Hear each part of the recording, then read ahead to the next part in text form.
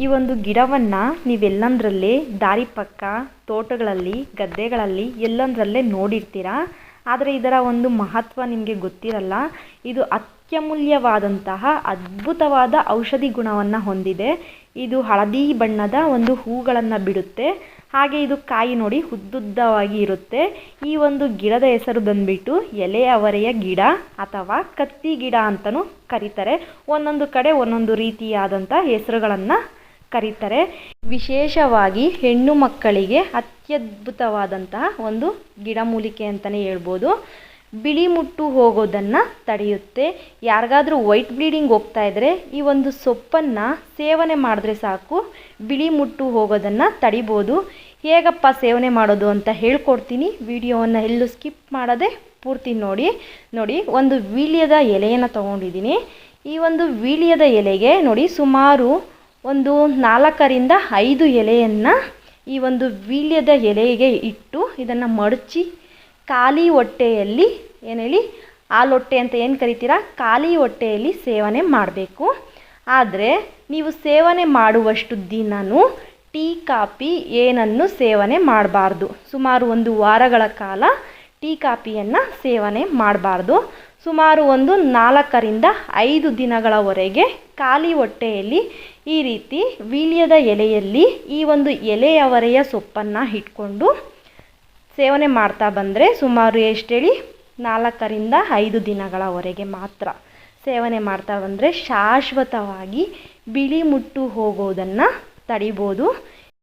So ಮೊದಲನೇ ದಿನ ಒಂದು 5ರಿಂದ 6 ಎಲೆಗಳನ್ನು ಇಟ್ಟಿದ್ದೀನಿ.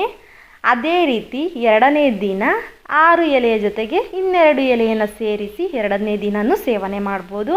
ಅದೇ ರೀತಿ 3ನೇ ದಿನ ಆ ಒಂದು 8 ಎಲೆಗಳ ಜೊತೆಗೆ 2 ಎಲೆಯನ್ನು ಸೇರಿಸ್ಕೊಳೋದು. 3ನೇ ದಿನವೂ ಆಯಿತು.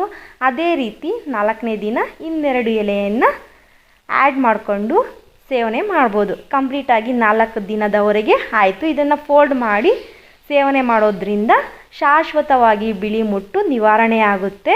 ಸೊ ಸ್ನೇಹಿತರೆ, ಈ ಒಂದು ಚಿಕ್ಕ ಮಾಹಿತಿಯನ್ನು ನಿಮ್ಮ ಸ್ನೇಹಿತರಿಗೂ ಶೇರ್ ಮಾಡಿ. ಇದಿಷ್ಟೇ ಅಲ್ಲ, ಈ ಒಂದು ಎಲೆಯವರೆ ಗಿಡಮೂಲಿಕೆಯಿಂದ ಅನೇಕ ಸಿಡುಬು ರೋಗಗಳನ್ನು ವಾಸಿ ಮಾಡ್ಬೋದು. ಹಾಗೆ ಶ್ವಾಸಕೋಶದ ತೊಂದರೆಗಳೇನಾದರೂ ಇದ್ದರೆ ಇದೇ ರೀತಿ ಸುಮಾರು 2 ದಿನಗಳವರೆಗೆ ವೀಳ್ಯದ ಎಲೆಯಲ್ಲಿ ಈ ಎಲೆಯವರೆಯನ್ನು ಮಡಚಿ ತಿನ್ನೋದ್ರಿಂದ ಮೂಗಿನ ಹಿಂಭಾಗದಲ್ಲಿ ಕಟ್ಟಿರುವಂತಹ ಒಂದು ಗೊಣ್ಣೆಯ ಗಡ್ಡೆ ಏನಿರುತ್ತೆ ಕಫ ಅಂತಿರಲ್ಲ, ಅದು ನಿವಾರಣೆಯಾಗುತ್ತೆ. ಇದಿಷ್ಟೇ ಅಲ್ಲ, ಸುಮಾರು ಅನೇಕ ವರ್ಷಗಳಿಂದ ಮಂಡಿ ನೋವಿಂದ ಯಾರಾದರೂ ಬಳಲ್ತಾ ಇದ್ದರೆ ಆ ಮಂಡಿ ನೋವಿಗೂ ಕೂಡ ಇದರಿಂದ ಔಷಧಿಯನ್ನು ತಯಾರು ಮಾಡ್ಬೋದು. ಹೇಗಂತ ಮತ್ತೊಂದು ವಿಡಿಯೋದಲ್ಲಿ ತಿಳಿಸ್ಕೊಡ್ತೀನಿ.